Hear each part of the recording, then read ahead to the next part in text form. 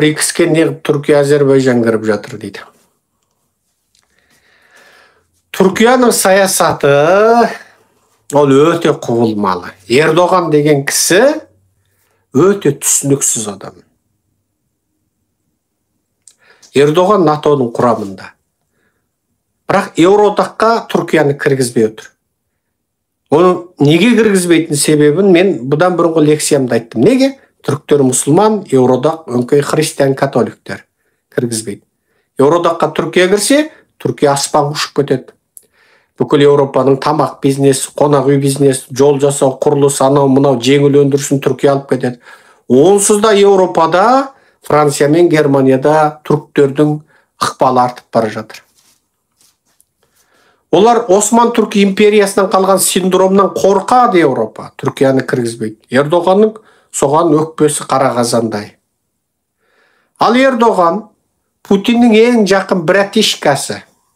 НАТО елдерінің ішіндегі Путиннің ең жақын братишкасы. Ол Шанхай ынтымақтастық ұйымына мүше болайын деп өтініш айтқан адам.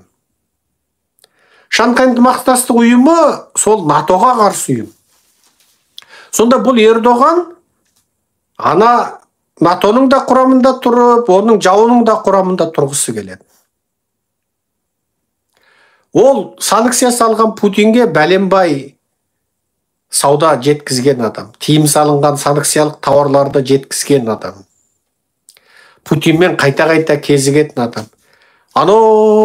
Вагнердің былығы туралы келіссөзді жүргізетін адам. Вагнердің бірдеңке құпияларын әшкерелеп берген адам. Неге Ердоған Путинге сондай жан басады? Себебі Петқолла Гүленшілердің Түркияда Ердоғанға қарсы көтерілісін алдын ала күні бұрын Ердоғанға жеткізген адам Путин. Ал Петқолла Гүлен дейтін Ердоғанның жауын, былайша айтқанда Ердоғанды төңкеріп тастай қалғанға аз ғана қалған, төңкеріс жасап, өкіметті Гүленшілер басып алуға бір табан қалғанда оны Путин ескертті. Оған Путин дайындық туралы дабыл қақты. Сондықтан ол Путинге моральдық тұрғыдан қарыздар. Ал Ердоғанның жауы Петқолла Гүлен қайда тұрады? Америкада тұрады. Сондықтан ол Америкаға өкпесі қара қазандай. Сөйтіп ол НАТОның құрамында Еуропа Америкамен одақтас бола отыра пөтенжаншыл. Осы жолы кешем алдың күні аяқ астынан мәлімдеме тарады. Россия Қырымды Украинаға қайтару керек, Украинаның бұрынғы 91 жылғы территориясы қалпына келу керек дей қалды. Яғни бұл Путин үшін алғанда тура қақ екі жауырынның ортасынан тұрған пышақпен бірдей болды. Өзінің сенімді братишкасы, ара-тұра жаңа құпия телефонда сөйлесіп тұратын братишкасы сатты. Путин кәдімгідей ауырып қалған болуы керек.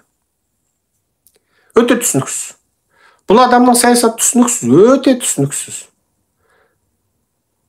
Ол тіпті орыстар мен украиндердің тұтқын ауыстыруына деген келіссөздерді жүргізіп береді. Баяғыда ғана Украинаның атақты бригадасының адамдарын құтқару мәселесіне кіріседі. Шалдың басын тықпайтын жері жоқ. Бірақ бұл шал түрік экономикасын құртты. Ол екі бастан анық. Бірақ Азербайжанға көмектесті. Әрмендердің үстінен Азербайжанның жеңіске жетуіне көмегін тигізді. Ол еңбегі бар. Бірақ Азербайжандардың әрмендерді онан арман тықсыруына жол бермей тоқтатып қойды. Онысы түсініксіз. Әрмендерді орыстар бас бүтін тастады. Өлсең өлім қап деді. Әрмен бір келімсек қалып Кавказға. Ол жер Таулы Қарабақ, Азербайжанның жері. Атына дейміне Таулы Қарабақ деп тұр ғой мысалы, Азербайжанның жері. Азербайжан мен Түріктің ортасына шекара қып әрменді орыс тығып қойған. Неге? Түркия Азербайжанмен жалғасса, Азербайжан Қазақстанмен жалғасып отыр. Азербайжан мен Қазақстанның ортасына тағы орыстың шекарасын тығып қойып отыр. Себеп түркі халықтар бірімен бір жалғаспауы керек деген орыстың заңы бар. Түркия мен Азербайжан, Азербайжан мен Қазақстан жалғаспау керек. Қысқасы Монғолияда қазақтар менен Қазақстан, Шығыс Қазақстанның ортасында 50 километр жер орыстың жері. Монғолия мен Қазақстан шектеспейді. Неге? Орыс әдейі бөліп отыр. Осының бәрі орыстың. Ал Ердоғанның Шанхай ынтымақтастығына кірем дегені, БРИКС ұйымына кірем деген, ол шалдың неше түрлі қыңыр-қисық сондай ойындары бар. Ол шалды түсіну қиын.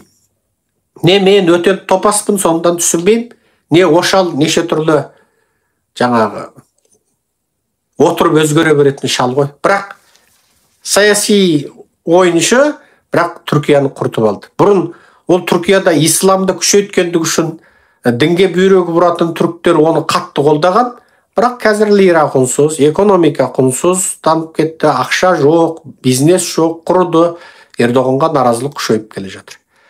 Бәрін айтта бірін айт, шал қаншама жыл тақта отыр.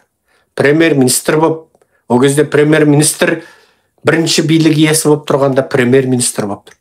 Артынан президенттік жүйеге ауыстырып президент болып тұрды. Шалың отырғалы қанша уақыт болды? Есептеңдерші, қараңдаршы.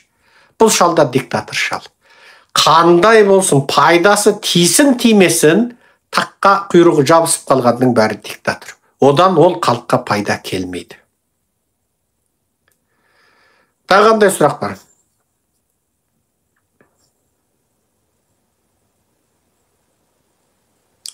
Башқұртстан мен Қазақстанның ортасында да орыс жері бар.